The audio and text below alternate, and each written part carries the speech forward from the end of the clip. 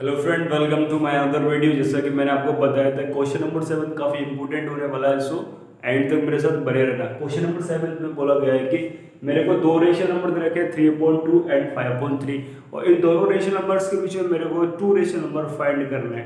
तो वो किस तरीके से फाइंड कर सकते हैं वो मेरे आपको बताना है।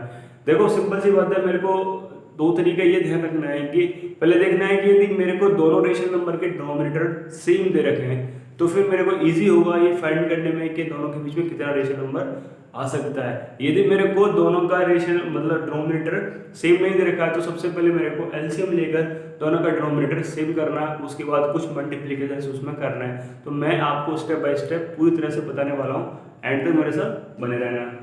तो यहाँ पर मैं देख रहा हूँ फर्स्ट पार्ट है, मेरे को दो रेशनल नंबर दे रखे 3/2 एंड 5/3। इसका मतलब दोनों का ही रेशनल नंबर में डिनोमिनेटर डिफरेंट है। तो मेरे को क्या करना है, सबसे पहले इनका डिनोमिनेटर सेम करना है, यानी कि एलसीएम लेके इसको सॉल्व करना है। तो सॉल्यूशन कर लेते हैं।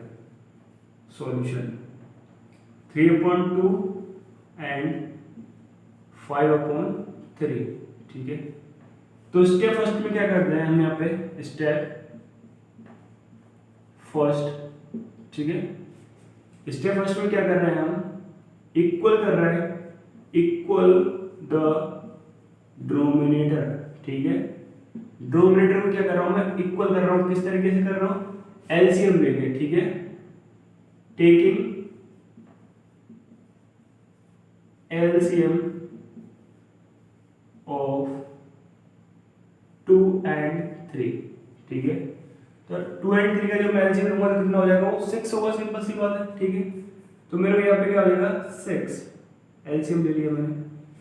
तो 2 से कितना टाइम गया, 3 टाइम गया, तो 3 इंटू 3 एंड यहाँ पे ना तो हम प्लस कर रहे हैं ना सब्सट्रैक्ट कर रहे हैं, क्योंकि दोनों अलग रेशियो नंबर है। तो मैंने यहाँ पे एंड लिखा है। अब 3 से 2 टाइम गया तो 5 इंटू 2, तो क्या हो जाएगा ये 9/6 एंड 10/6 में कन्वर्ट हो गया, ठीक है।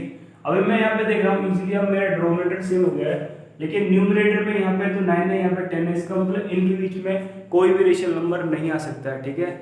ऐसे देखने पर लग रहा है 9 और 10 के बीच में कुछ नहीं आएगा। तो मेरे को क्या करना है, अब यहाँ पे मल्टीप्लाई करना है। कैसे मल्टीप्लाई करना है ये ध्यान रखना है स्पेशली। देखो, जब मेरे से वो दो रेशनल नंबर पूछेगा, इन दो रेशनल नंबर के बीच में दो रेशनल नंबर और मेरे को बताइए, तो मेरे को वहाँ पे 3 से मल्टीप्लाई करना है। यदि n = 2 पूछा है, यानी कि दो रेशनल नंबर पूछा है, तो मेरे को 3 से मल्टीप्लाई करना है, both numerator and denominator and दोनों रेशनल नंबर्स में। यदि वो मेरे से पूछेगा 5 रेशनल नंबर निकाल दो, तो मेरे को 6 से मल्टीप्लाई करना है, यानी कि एक डिजिट प्लस करके मल्टीप्लाई करना है, ठीक है। तो अभी मेरे को क्या पूछा है, दो रेशनल नंबर। तो मैं क्या करूँगा यहाँ पे, इसे मैं फर्स्ट मान लेता हूँ। तो multiply by 3 in both numerator and denominator, ठीक है।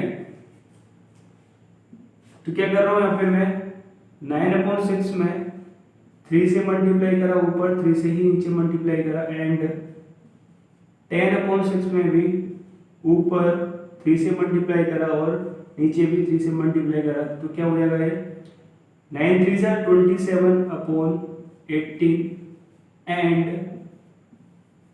30/18। अब मेरे को दिख रहा है कि मेरा यहाँ पे डिनोमिनेटर सेम है, तो 27 एंड 30 के बीच में दो रेशनल नंबर आ सकते हैं। तो कौन से हो जाएंगे वो, 27/18, 28/18, 29/18 एंड 30/18। तो मेरे दो रेशनल नंबर कौन से हो गए, ये, ठीक। कौन से हो गए, 28/18 एंड 29/18। यही क्या है मेरा आंसर है। सो होप कर क्वेश्चन अच्छी तरह से आपको समझ में आया होगा। अब नेक्स्ट पार्ट इसका, मेरा नेक्स्ट पार्ट में क्या लिखा हुआ है, -1/4 एंड 1/2, यानी कि मेरे को -1/4 एंड 1/2 के बीच में कोई दो रेशनल नंबर फाइंड करना है, ठीक है। तो मैं कैसे करने वाला हूँ, सिंपल सी वही प्रोसेस करेंगे, क्योंकि इसका डिनोमिनेटर क्या है, डिफरेंट है। तो सबसे पहले एलसीएम लेके उसका डिनोमिनेटर क्या कर लेंगे, सेम कर लेंगे, ठीक है। स्टेप फर्स्ट क्या करेंगे, यहाँ पे 4 का एलसीएम लूंगा तो मैं कितना आ जाएगा यहाँ पे 4l 4 ही आ जाएगा, ठीक है। तो 4 से 1 टाइम जाएगा तो -1 का मल्टीप्लाई 1 में, एंड अभी 2 से 2 टाइम जाएगा तो 1 का इंटू 2 में करूंगा, तो क्या होगा यहाँ पे -1/4 एंड 2/4, ठीक है। तो मेरे को क्या करना है, दो रेशियो नंबर निकाल लेते। अभी मेरे को यहाँ पे मल्टीप्लाई करने की कोई जरूरत नहीं है, दोनों ही रेशियो नंबर निकल जाएंगे। क्यों निकल जाएंगे, क्योंकि ये -1/4 है और ये प्लस का 2/4 है, इसका मतलब इसके बीच में 0, ठीक है, 0 एंड प्लस का 1/4 दो रेशियो नंबर्स होंगे, ठीक है ना। तो फिर यहाँ पे क्या लिखूंगा, यहाँ पे directly 2 rational number between -1/4 and 2/4 is, या यहाँ पे तुम इस वाली वैल्यू को ही लिख सकते हो, सिंपली क्या लिख सकते हो, -1/4 एंड 1/2 इज क्या हो जाएगा, -1/4 0/4